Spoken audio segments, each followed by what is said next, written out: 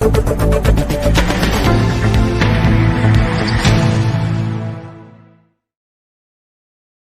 वालेकुम ख़वातीन हज़रात, मैं हूँ इसरार अहमद कसाना।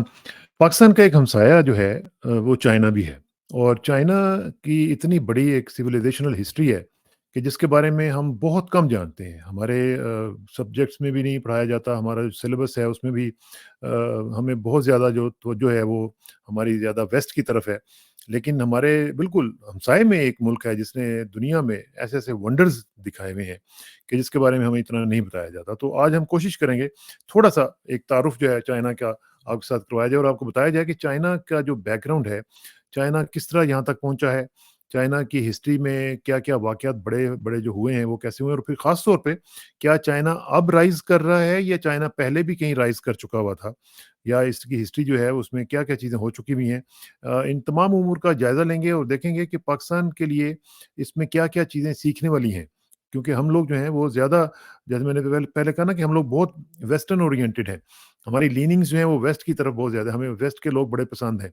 लेकिन जो हमारे बिल्कुल हमसाये में एक ऐसा मुल्क है जिससे हम बहुत कुछ सीख सकते हैं, वो उसकी तरफ हमारी तवज्जो नहीं है। तो इन तमाम उमूर का जायज़ा लेंगे और हमें जॉइन कर रहे हैं लाहौर से सीनियर हमारे बहुत ही प्यारे भाई, बड़े भाई और फेडरल बोर्ड ऑफ रेवेन्यू के साबिक मेंबर हैं, असलम शाह साहब, उनसे बात करेंगे जी। शाह साहब अस्सलाम वालेकुम जी। अस्सलाम वालेकुम जनाब, क्या हाल है आपका? खैरियत है? अल्लाह का शुक्र शाह साहब, अल्लाह का शुक्र है। एक तो ये है कि चाइना के हवाले से चूँकि आपने बड़ा इस पे काम भी किया है, आपने बड़ी इस पे राइटिंग्स भी लिखी हुई हैं। मैं चाहूँगा कि ज़रा हमें थोड़ा-सा ये बताएँ कि चाइना की जब हम हिस्ट्री पढ़ते हैं, तो उसमें कई चीज़ें हमारे सामने आती हैं। एक तो ये है कि ये एक ऐसा मुल्क है जिसने पिछले चंद सालों में अपनी बहुत बड़ी एक आबादी का जो एक नंबर है, उसको पॉवर्टी से निकाला है, जो कि हिस्ट्री में पहले कभी नहीं हुआ था। और साथ ही साथ हम ये भी देखें कि एक सुपर पावर के तौर पर ये उभर रहा है और एक ग्लोबल पावर के तौर पर।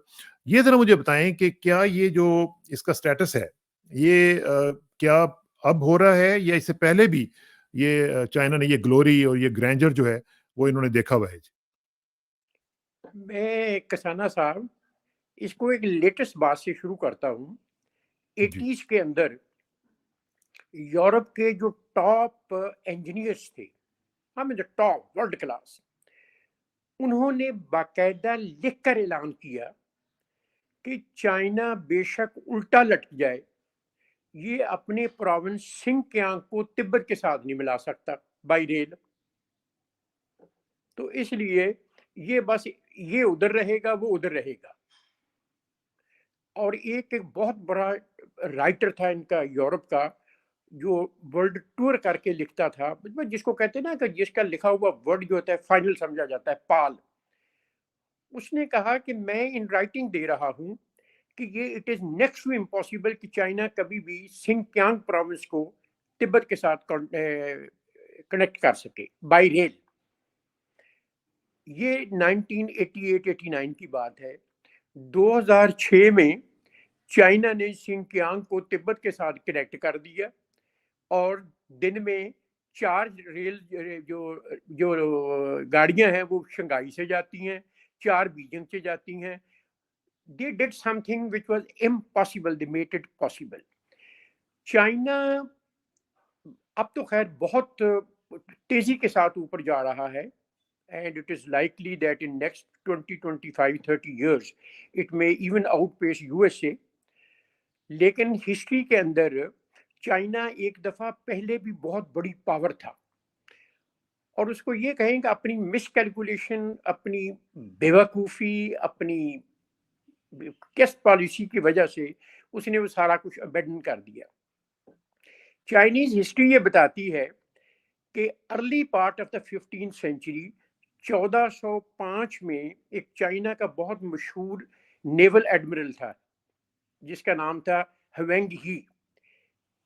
ये मुसलमान था, असल उसका नाम था हाजी महमूद शम्स, चाइनी नाम था हवेंग ही। इसने चाइना से लेके अफ्रीका तक, इंडिया, सारा साउथ ईस्ट एशिया 7 एक्सपीडिशंस लेकर गया। मसलन जिस तरह पहली एक्सपीडिशन जो उसकी गई है नेवल शिप्स की, उसके अंदर पहली के अंदर 27,780 लोग थे जहाज़ों के अंदर। اس میں 62 بہت بڑے جہاز تھے. یہ وہ زمانہ ہے جس میں سیلنگ شپس ہوتے تھے اور 225 سپورٹ شپس تھے.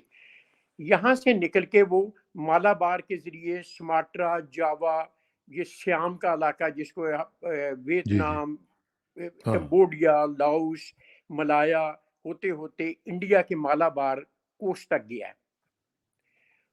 اس پر مطلب سم تھنگ جس کو کوئی سٹینڈ ہی نہیں کر سکتا تھا. اس نے 32 کنٹریز وزٹ کیے. چوتھی کیا کے بات. اندر یہ مالدیپ، عمان، جدہ وغیرہ گیا. اور اس طرح کرتے کرتے اپنی 7th ولیج کی جو ایکسپیڈیشن تھی اس کے اندر یہ یعنی ایسٹرن پارٹ آف افریقہ جس کا کینیا، یہ آپ کا جو ہے تنزانیہ، اس طرح کے یہ جو باب المندب کے ارد گرد کے سارے ملک ہیں which is now ہاں ہاں strategically very very important، جس میں آج کل یعنی تقریباً دنیا کی ہر بڑی پاور کے وہاں پر اپنے بیسز مان رہے ہیں. ان علاقوں تک گیا. سو مچ سو کہ پورے انڈین اوشن کے جو ارد گرد کے ممالک تھے ان میں کوئی ملک ایسا نہیں تھا جو اس کو فیس کر سکے. جہاں جہاں ان کو اپنی حکومتیں کوئی ناپسند تھی وہ بدل دی، مثلا سری لنکا کی بدل دی، مالدیپ کی بدل دی، یہ آپ کا جو ہے یہ جو انڈونیشیا کا جو ہے جس میں یہ رستہ جو ہے وہ بدل دی. اس طرح کر کے وہ بہت ڈومیننٹ پاور بنا. اب یہ ایک بڑی ٹریجڈی بنتی ہے ان دا سینس کہ میرا خیال یہی ہونا تھا کہ جو چائنیز کورٹ تھی وہاں پر دو طرح کے لوگ تھے. ایک لوگ وہ تھے جو کہتے تھے جس کو آپ کہیں انٹلیکچوئلس، بیوروکریٹس، اسکالرس. وہ کہتے تھے کہ یہ کیا چیز ہے جو بحری جہاز بھیج کے دنیا کے ملکوں میں آپ پھر رہے ہیں، پیسہ بھی ضائع کر رہے ہیں، پیسہ خرچ کرتے ہیں. آپ کو کس چیز کی تجارت کرنی ہے؟ چائنا کو تو کسی چیز کی ضرورت ہی نہیں ہے. دیر از نو ہاں کنٹری ڈس ان دا انگیج کریں. ورلڈ جو ہمیں کچھ دے، ہم دینے کے قابل ہیں. تو isn't it proper کہ چائنا کے اوپر چونکہ منگول حملہ آور ہوتے ہیں، ہم اپنے شمال کو دیکھیں اور اپنے ملک کو پروٹیکٹ کریں منگول انکرشن سے اور اپنے لوگوں کی فلاح و بہبود کے لیے کام کریں. یہ this was one point of view, a very attractive and a dominant point of view. اور وہ ہاں انہوں نے مطلب ڈومینیٹ کیا. انسان کو اپیل کرتا ہے کیونکہ آپ کو یاد ہوگا کہ جب یہ منگول آئے ہیں چنگیز خان کے، تو چنگیز خان کا جو پوتا تھا قبلائی خان، اس نے چائنا کے اوپر حملہ کر کے چائنا پورا قبضہ کر لیا تھا. 1279 سے 68-69 تک منگول وہاں پر رہے، 89 ایئرس. تو وہ اکثر حملے کرتے رہتے تھے. وہ تو پورا یورپ تک پہنچ گئے تھے، انڈیا اور یہ سارے کے سارے. بلکہ یہ کہا جاتا ہے کہ جو منگولز تھے، چنگیز خان کا صرف چنگیز خان کا زمانہ بعد کا نہیں، چنگیز خان نے 25 سال کے اندر جتنے علاقے فتح کیے اتنے رومن امپائر نے 400 سال کے اندر فتح کیے. 400 سال بڑی بات. سچ اے ریمارکیبل کانکرر. تو پھر یہ جو کورٹ آپ بات کر رہے ہیں، جو کورٹ میں یہ جو لوگ تھے جو آئسولیشنسٹ بیسیکلی آپ کہہ رہے ہیں، جو آئسولیشنسٹ تھے، ان کا جو ویو تھا وہ پریویل کر گیا. میں عرض کرتا ہوں ابھی یہ ایک ویو پوائنٹ تھا. وہ کہتے تھے کہ جب چائنیز یہ وال بناؤ، اس کو مضبوط کرو تاکہ ہمارے اوپر حملے نہ ہوں. ہمارے اوپر حملہ ہوا تو سب چیز چلی جائے گی. دوسرا ویو پوائنٹ تھا جو بدھسٹ تھے، مسلمس تھے، یونکس تھے، very fast coming up merchant class تھی. وہ کہتے تھے کہ نہیں، ملک کی جو ترقی و کامرانی الٹیمیٹ ہے ان دا لانگ رن، وہ ہے کہ ہم دوسرے ملکوں کے ساتھ تعلقات بھی کریں، ان کو اپنی پاور ایگزبٹ کریں اور اوور آل میری ٹائم امپائر بنائیں اور اس سے بینیفٹ لیں، ورنہ دنیا ہمارے اوپر آ کے قبضہ کر لے گی. لیکن بہرحال ان کا یہ ویو پوائنٹ جو تھا پریویل نہیں کیا. وہ پہلے والے جو تھے ان کا ویو پوائنٹ پریویل کر گیا. میں نے عرض کیا تھا نا کہ ہوانگ ہی کے 7 جو ایکسپیڈیشنز تھی، اس نے پورا جو انڈین اوشن کا تھا وہاں پر چائنا مطلب بیکیم انڈسپیوٹڈ پاور، میری ٹائم امپائر. وہ ریورس ہو گیا. ہوا کیا، جو نیکسٹ ڈائنیسٹی آئی، منگ ڈائنیسٹی، انہوں نے قانون پاس کر دیا کہ جہاز تو ایک طرف، اگر کوئی بندہ کشتی بھی بناتا ہے تو اس کو ڈیتھ سینٹینس ہوگی. ہاں समंदर की तरफ जाना टोटली बैन कर दिया। ہاں अब सर इसका रिजल्ट देखें, इसका रिजल्ट رزلٹ پھر جنگ नंबर ہو گئی 1 نا پھر रिजल्ट तो ये हुआ कि यूरोप برطانیہ نے सारी हिस्ट्री में तड़पता रहा है कि मेरे पास जो चीजें पहुंचती हैं वो अगर मतलब 100 रुपए की चली हैं तो मुझे 2000 रुपए में मिलती ہاں हैं कैरावान ट्रेड के जरिए, ठीक है ना जी।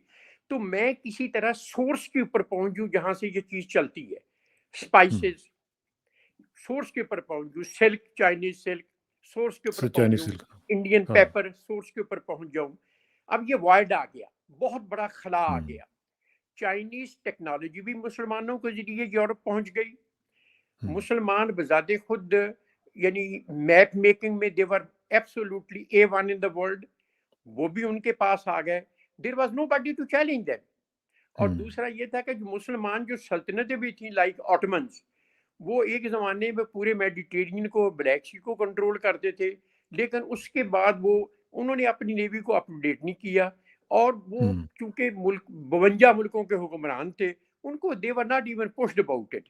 तो ये छोटे छोटे मुल्क जो थे लाइक पुर्तगाल, स्पेन, ہاں अल्टीमेटली फ्रांस, ये जो है आपका नीदरलैंड, हॉलैंड और ग्रेट ब्रिटेन, ये जो थे ये पूरी दुनिया के ऊपर छाने शुरू हो چھا गए। گیا रिजल्ट देखें اور आप, پھر اینگلو چائنیز وار بھی चाइना ہوئی की نا तरफ चले।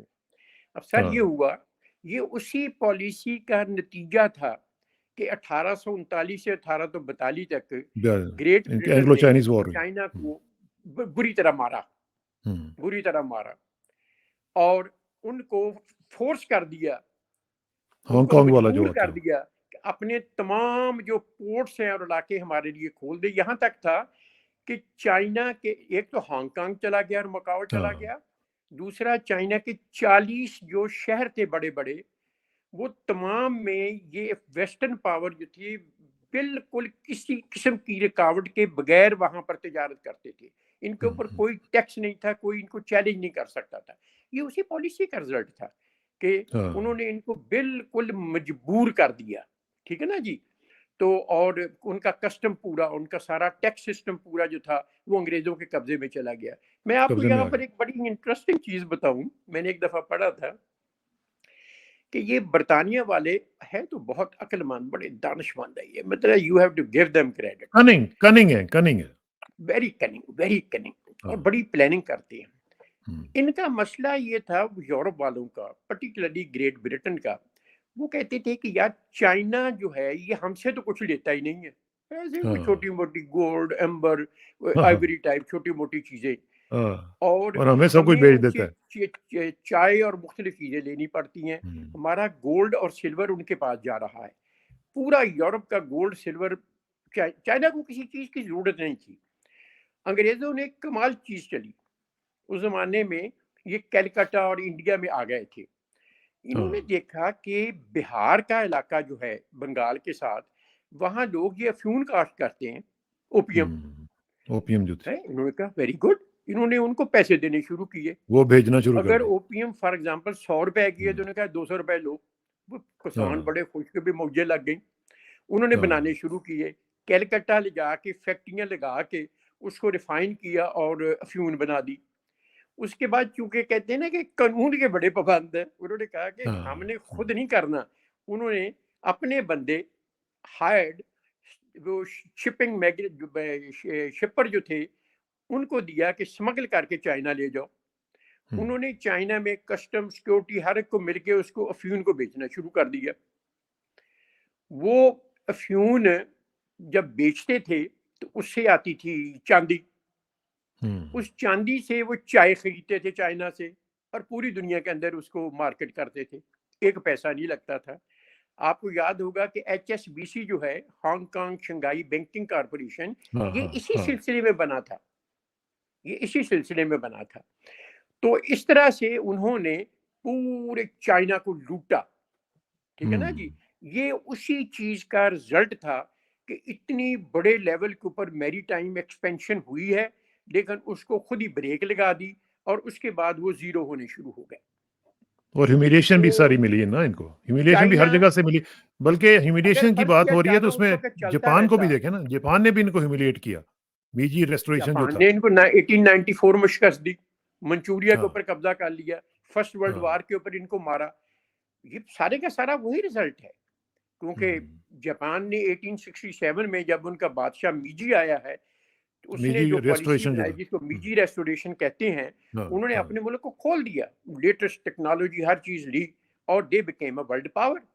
چائنا ہاں وہیں کا وہیں کھڑا رہا، ایک بہت بڑا کہہ لیں نا کہ ایک دیو ہیکل اپنی اپنے جگہ پر گرتا گیا. تو یہ جو جتنا عرصہ تھا نا، جتنے میں چائنا کی ذلت و رسوائی ہوئی ہے، اس کو چائنیز سینچری آف ہیوملیشن کہتے ہیں. ہیوملیشن کہتے 100 سال جو ہماری ذلت و رسوائی ہوئی ہے، یہ اس کو سینچری آف ہیوملیشن کہتے ہیں. اب یہ جو دوبارہ ہوا ہے نا، آپ یہ کہیں کہ 79 میں تو چلو پالیسی انہوں نے بدلنی شروع کی تھی، لیکن ہاں ایکچوئل رائز جو ان کا ہوا تو وہ 95 96 سے شروع ہوا ہے. تو یہ پچھلے آئی وڈ سے 35-36 سال کے اندر 30-35 سال کے اندر دے ہیو ہاں ڈن ونڈرز. جس طرح میں نے کہا نا کہ امپاسبل کو انہوں نے پاسبل کر دیا. انہوں نے صحیح وہ بات. چیزیں کر دی ہیں جس کا انسان کو تصور ہی کوئی نہیں ہے. اب تو یہ تو اس کا نیئر کیا سیکرٹ، کیا آپ کیا کہیں گے اس کا سیکرٹ کیا ہے؟ پچھلے جو 4-5 دہائیوں میں انہوں نے جو پوری دنیا میں اپنا ایک مقام بنایا ہے، اس کا سیکرٹ اگر آپ سے پوچھا جائے تو کیا ہے؟ سر سیکرٹ یہ ہے کہ انہوں نے اپنا جتنا جو الٹ پلٹ اپنے کو اپنے اندر جتنی لائبلٹیز بنائی ہوئی تھی ان کو چھوڑنا شروع کر دیا. ٹھیک ہے نا، ایک زمانے میں یہ افیمچی تھے، پوری دنیا کو پتا تھا افیمچی ہیں. موزے تنگ آیا، اس نے ان کو سب کو سمیش کر دیا کہ نو، اسٹینڈ آن یور فیٹ. ان کی جو ہماری بے وقوفی اور ان کی دانشمندی کا ایک سمپل سامنے آتی ہے. انہوں نے اپنے پاؤں پر کھڑے ہوئے ہیں. ان کو بہت زور لگایا ویسٹ نے، امریکہ نے، کہ آپ ہم سے قرضے لیں، آپ یہ چیزیں. انہوں نے کہا جی ہم کچھ نہیں لیں گے، ہم اپنا پورا ملک آپ کو دے رہے ہیں، آپ کو ٹیکنیکل نو ہاؤ دے رہے ہیں، آپ کو ایکسپورٹ پروسیسنگ زون دے رہے ہیں، آپ کو فری ساری پالیسیز دے رہی ہیں. آپ اپنا پیسہ لائیں، فیکٹریاں لگائیں، کمائیں، جو آپ کا منافع ہے آپ باہر لے جائیں، آپ کے اوپر کوئی پابندی نہیں ہوگی. ہم نے اسے الٹ کیا. ہم نے کیا کہ ایڈ لیتے گئے، اس دلدل میں گرتے گئے اور گرتے جا رہے ہیں. And even now we are گرتے جا ناٹ رہے ہیں. ریڈی ٹو انڈرسٹینڈ کہ اچھا یہ گرنا ہمارے لیے ایک سوئسائڈل ہے. چیز مجھے شاد صاحب ایک چیز مجھے ذرا بتائیں کہ فور سینچریز ہم نے دیکھا ہے کہ چائنیز سلک جو ہے اس کا ایک بڑا رول رہا ہے، بلکہ سلک روٹ بھی بڑا مشہور ہوا. تو یہ یہ سینچریز تک میں یہ نے ایک سلسلہ جگہ چلتا ہے. پڑھا، میں آپ کو بتاتا ہاں ہوں. ہاں، یہ کیا تھا، اتنی یہ اس کی چائنیز ریئلٹی کیا سلک تھی؟ جو ہے، یہ وہاں پر کسی بندے نے دیکھا کہ یہ جو وارمز جو ہیں، جو کیا ہاں اس کو کہیں گے، ان کے اندر سے جو جالا سا نکلتا ہے بڑا اسٹرانگ قسم کا ہوتا ہے. تو اس کو انہوں نے ڈیولپ کیا، اسے انہوں نے سلک بنانا شروع کیا. اور سلک بہت مضبوط فائبر تھا، شائننگ، ہاں بہت زبردست قسم کا. اور چلتے چلتے جناب یہ تو ایک، یعنی جس طرح تھے نا یہ انڈونیشیا کی سائڈ کے سپائسز، دے ور اے ہاں ریئرٹی ان یورپ. میں نے بعض جگہ پڑھا تھا کہ لونگ فرض کیا جو ہے، یہ کسی زمانے میں کرنسی ہوتی تھی یورپ میں. کہتے تھے فلاں بالکل کے پاس بالکل. ہاں 70-80 اتنے لونگ ہے. لانگ ہیں. ہاں ہاں اسی طرح جو صحیح انڈیا بات. کا پیپر تھا، یہ this was something rare. اسی طرح ویری ریئر. چائنا ہاں کا سلک جو تھا وہ سم تھنگ ریئر تھا. اس میں مزے کی بات یہ ہے چائنیز سلک کی کہ ان کی ایک ایمپریس ہوتی تھی، اس کا نام تھا شی لانگ CSI. اچھا. بہت دیش ہے کہ اس کی اتنی خوبصورت عورت شاید چائنا میں کبھی نہیں آئی. She was the empress. اس نے ڈیتھ پینلٹی کا قانون بنا دیا کہ اگر کوئی یہ سیکرٹ کسی کو بتائے گا کہ یہ سلک کہاں سے آتا ہے، اس کو ڈیتھ پینلٹی ہوگی. کسانہ صاحب، کین یو امیجن کہ 3000 سال تک جو سلک ہے، چائنیز سلک، یہ سیکرٹ رہا ہے. یورپ والوں کو اچھا. پتہ نہیں چلتا تھا یہ کہاں سے آتا ہے، کس طرح. وہ سمجھتے تھے رومن امپائر والے بھی دوسرے بھی کہ درختوں کے اوپر لگتا ہے.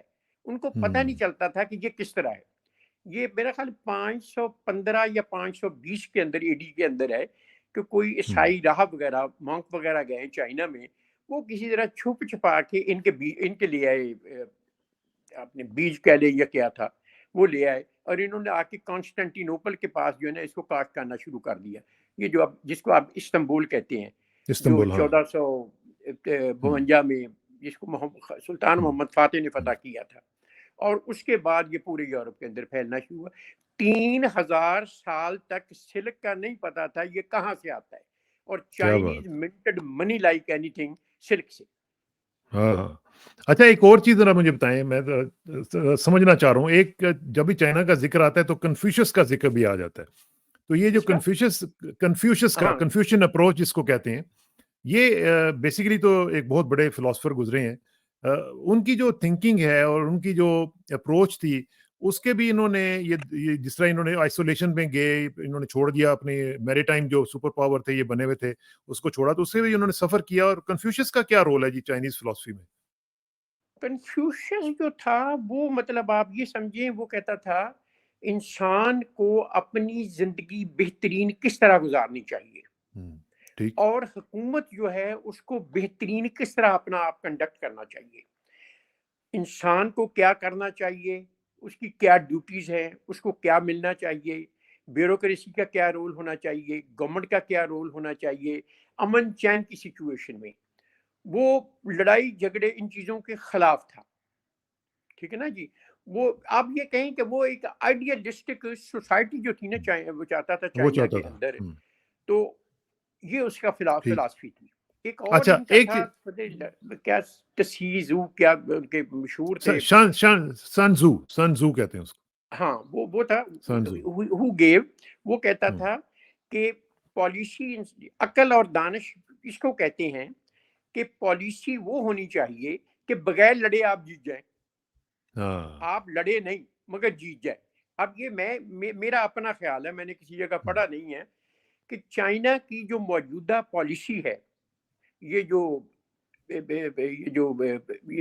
بیلٹ اینڈ روڈ کیا سارا کچھ جو چل رہا ہے، ٹریڈ پالیسی جو ہے، یہ I think they are following the same strategy, کہ اپنے آپ کو اندر سے اتنا مضبوط کرو، نمبر 1، اور ٹریڈ کے ذریعے پوری دنیا کے ساتھ کنیکٹ ہو جاؤ، ایسا کہ they are totally dependent upon you, وہ آپ کو چھوڑ نہیں سکتے۔ تو وہ سٹیج آ جائے کہ امریکہ اور ویسٹ جو ہیں وہ ویسے ہی آپ کے مقابلے میں بیٹھ جائے، may be it takes 20 year 30 year 50 year 100 year, history میں تو یہ کوئی ٹائم اتنا نہیں نہ ہوتا، یہ کہ ہم بغیر لڑے جو ہے نا، کیونکہ آپ نوٹ کریں چائنا جو ہے اس کو بہت پرووک کیا جاتا ہے، بہت پرووک کیا جاتا ہے لڑنے کے لیے۔ یہ صرف 2 لڑائیاں لڑا ہے انڈیا کے ساتھ، 1962 اور 2020، اور وہ بھی لڑ کے فوراً اپنا وڈرا کر گیا۔ وہ چاہتے نہیں ہیں لڑنا، وہ کہتے ہیں کہ اپنے آپ کو اندر سے مضبوط کرو، اسی لیے no they are excelling in cyber technology, near space کے اوپر وہ کر رہے ہیں، دنیا جہاں کا ریسرچ۔ ایک چیز مجھے ذرا بتائیں آخر میں کہ یہ اس وقت جو صورتحال ہے اس میں ہم دیکھ رہے ہیں کہ بڑی تیزی سے کیچ اپ کر رہے ہیں چائنیز، امریکن جو ایک ان کی ڈومیننس ہے، آپ سمجھتے ہیں کہ کیا آئندہ چند سالوں میں یہ آؤٹ سمارٹ کر دیں گے امریکہ کو اور نمبر 1 بن جائیں گے اکانومی ان دا ورلڈ؟ امریکہ میرے حساب سے is no longer the sole super power، جس طرح فرسٹ سیکنڈ ورلڈ وار کے بعد تھا نا، وہ نہیں ہے، پرٹیکولرلی سوویت یونین کے ٹوٹنے کے بعد انڈسپیوٹڈ پاور تھی وہ، اب وہ نہیں ہے، کیونکہ اب چائنا جو ہے نا یہ اکنامک فیلڈ میں بہت اوپر چلا گیا ہے، ان کی یونیورسٹی جو ہے نا ابھی بھی بہت they are top class, like Harvard, MIT، Stanford, Columbia, U Penn, اور یہ ساری کی ساری۔ تو لیکن چائنا کی اپنی 170 یونیورسٹی جو ہے نا فرسٹ 500 کے آ گئی ہیں۔ چائنا کے بلینر جو ہیں وہ یورپ اور امریکہ اور انڈیا کے کمبائنڈ سے زیادہ ہو گئے ہیں، ان کے ریسرچ پیپر جو ہیں یا ریسرچرز ہیں وہ ان کے کمبائنڈ سے زیادہ ہو رہے ہیں اور دن بدن بڑھتے جا رہے ہیں، ان کا میزائل سسٹم، ان کا ڈیفنس سسٹم بہت آگے چلا گیا ہے، سو مچ سو کہ نیوکل میں آئی ریڈنگ اٹ یسٹرڈے، کسی دوست نے بھیجا تھا کہ ایون ان نیوکلیر فیلڈ، جو کہ امریکہ بہت آگے ہے ابھی، ان کے پاس بہت ہے، لیکن یہ بھی کوئی 500-600 کے قریب نیوز کے اوپر پہنچ چکے ہیں۔ تو میں نے کہا نا کہ یہ اپنے آپ کو، ان کی اکنامک اسٹرینتھ بڑی ہے، امریکہ کی وہ نہیں ہے، امریکہ کی پوری اکانومی جو ہے وہ انڈر ڈیٹ ہے. وہ اس لیے پاورفل ہے کیونکہ وہ ڈالر پرنٹ کرتے ہیں, جب ضرورت ہوتی ہے اپنا ڈالر پرنٹ کر لیا. لیکن یہ چائنا جو ہے اس کی ان بلٹ اسٹرینتھ ہے. اور دوسرا یہ ہے کہ جو چائنا ہے اس نے امریکہ کے اندر بہت ہیوی انویسٹمنٹ کی ہوئی ہے ان کے گورنمنٹ بانڈز کے اندر. فرض کیا اگر کبھی خدا نہ کرے کیونکہ ساری ہیومینٹی ختم ہو جائے گی, کچھ پتا اگر تو فرض نہیں. کیا کبھی کوئی سچویشن ورسن ہوتی ہے, یہ اس کو وڈرا کر لیں, امریکہ تو ویسے ہی گر جائے گا نیچے. ٹھیک ہے نا جی. وہ اپنی ان بلٹ اسٹرینتھ کے اوپر نہیں کھڑے economically. I am talking universities کے حساب سے they are still number 1 leading in the world, لیکن these people are catching up fast with them. میرے حساب سے لوگ تو کہتے ہیں کہ اگلے 10-12, لیکن میرا خیال ہے کہ 2050 تک جو ہے نا, آپ سے 2048 تک تو ان کا ٹارگٹ ہے نا, کیونکہ 1948 میں یہ آزاد ہوئے تھے, 100 ایئر ہو جائیں گے. 2050 تک they should be able to outpace USA. ٹھیک ہے, virtually outpace. میں نہیں کہتا کہ USA ختم ہو جائے گا, USA will still remain a very big power. جس طرح کہ بھئی آٹومن جو تھے وہ 18 سینچری کے اندر ختم ہونا شروع ہو گئے تھے, مگر جا کے الٹیمیٹلی 1920 ٹائم لگا ہوئے ہیں. تو یہ چلتے چلتے ہوگا, لیکن وہ بات نہیں رہے گی. دیر از اے گریٹ پاسبلٹی کہ چائنا اس کو اوورٹیک کر جائے گا. ٹھیک ہے. اچھا ایک چیز مجھے ذرا آخر میں بتائیں کہ اب ہمارے ہمسائے میں اتنی بڑی طاقت ہے جو اتنی تیزی سے بڑھ رہی ہے آگے, اور ان کے پاس ٹیکنالوجی بھی ہے, ان کے پاس نو ہاؤ بھی ہے, ان کے پاس ہر چیز ہے, لیکن ہمارا جو فوکس ہے, مجھے یہ بتائیں کہ وہ چائنا کی طرف کیوں نہیں ہو پاتا؟ ہم لوگ ویسٹ کی طرف کیوں جاتے ہیں؟ کیا وجہ ہے کہ ہم ویسٹ کے ساتھ بہت زیادہ تعلقات بنانے کی کوشش کرتے ہیں, بلکہ مرتے رہتے ہیں؟ لیکن آن دی ادر ہینڈ چائنیز جو ہمیں بہت کچھ دے سکتے ہیں, ہم ان کی طرف زیادہ ٹلٹ نہیں رکھتے. ابھی سی پیک بھی آپ دیکھیں تقریباً آن ہولڈ پہ آ گیا ہوا ہے, وہ ہم جو کام کرنا چاہتے تھے وہ نہیں کر پا رہے ہیں. کیا وجہ ہے؟ ہمارے یہ مائنڈ سیٹ کا کچھ پرابلم ہے, یا ہمارے کچھ سرکمسٹانسز ایسے ہیں, یا ہم لوگ ویسے ویسٹرن فلاسفی کے آگے بلیک میل ہو جاتے ہیں؟ جو ہمیں رول کر رہے ہیں نا for the last 60-70 years, military, civil bureaucracy, judiciary, سارا ان کو مزہ آتا ہے ویسٹ کے ساتھ. کیوں؟ کیا وجہ؟ اپنے پاؤں پر کھڑا نہیں ہونا چاہتے. مشینری منگوا لی, چیز منگوا لی, فلاں چیز منگوا لی, اپنے پاؤں کے اوپر نہیں کھڑا ہونا. ترقی وہ کرتا ہے جو پہلے آپ اپنے گھر کو لے لیں. وہ گھر ترقی کرتا ہے جو خود مضبوطی سے اپنے پاؤں کے اوپر کھڑا ہو. وہ بندہ ترقی کرتا ہے جو پہلے اپنے آپ کو مضبوط کرے. ہمارا کام جو ہے نا ایکچولی 15,000 سال کے ہم منگتے ہیں, باقی دنیا نے چھوڑ دیا, ہم وہ چھوڑنے کو تیار نہیں ہیں, یا ہمیں چھوڑنے نہیں دیا جا رہا. ادروائز تو اگر دیکھا جائے تو ہمیں دیکھیے, ہمیں اگر پریگمیٹک ریئلسٹک پالیسی ہوتی, ہمیں نہ تو امریکہ کی گود میں جانا چاہیے نہ چائنا کی گود میں جانا چاہیے. اپنی لیجسلیشن کو دیکھو, ادھر سے بھی کرو ادھر سے بھی کرو. میں I will even go to the extent of say why to have an enmity with India? Why? آپ اگر ہسٹری پڑھیں پہلے سال کی جو ہے 1948-1949 فرسٹ کلاس تھا, بہترین تھا, ان کے ساتھ بھی پیچ اپ کریں, اپنے آپ کو مضبوط کریں, اور یہ پالیسی چھوڑ دیں کہ ہم نے ہر ایک کے ساتھ پنگا لینا ہے. اپنے آپ کو مضبوط کریں. جب آدمی مضبوط ہو جاتا ہے تو اس کی اپنے گھر کے علاوہ ارد گرد علاقوں میں دنیا میں عزت ہونی شروع ہو جاتی ہے. ٹھیک ہے نا جی. یہ ہم کرتے نہیں ہیں, ہمیں کرنے نہیں دیا جاتا. بیوروکریٹ بیٹھا ہے, اس کو مزہ آتا ہے کہ بھئی اتنی ایڈ مل گئی, اتنا باہر سے آیا, اتنا جیب میں, اتنا سائڈ کے اوپر. یہ بھی ایک قسم کی اوپیم ہی ہے نا جی, یہ بھی ہمیں ایک اوپیم دی جا رہی ہے نا, اوپیم ہی ہے نا یہ بھی. تو میں ذاتی طور پہ سمجھتا ہوں کہ جس طرح ایوب خان کے دور میں 10 سال ملے تھے, Pakistan became one of the leading countries of the world. یہ چائنا, یہ کوریا, یہ سارے ہمارے پاس آتے تھے. اس کی ہسٹری میں نے پڑھی ہے ساری. ان کے وفد آتے تھے سیکھنے کے لیے. تو مطلب ہم لوگ کر سکتے ہیں. ابھی بھی ہم لوگ ابھی بھی جس کو کہتے ہیں نا پنجابی, ڈلے چوڑاں دا کچھ نہیں گیا. اب جو انگریڈینٹس ہیں وہ انٹیکٹ ہیں ابھی ہم بہت کچھ کر سکتے ہیں. اس کے اوپر ہم نے ایک مزید پروگرام کریں گے, اس پر مزید گفتگو کریں گے. شاہ صاحب آپ کا بہت بہت شکریہ, انشاءاللہ آپ سے جلد ملاقات ہوگی جی. Thank you very much. اللہ آپ کو ہمیشہ خوش رکھے اور اپنی حفاظت میں. بڑی مہربانی. آمین. جزاک اللہ. السلام علیکم.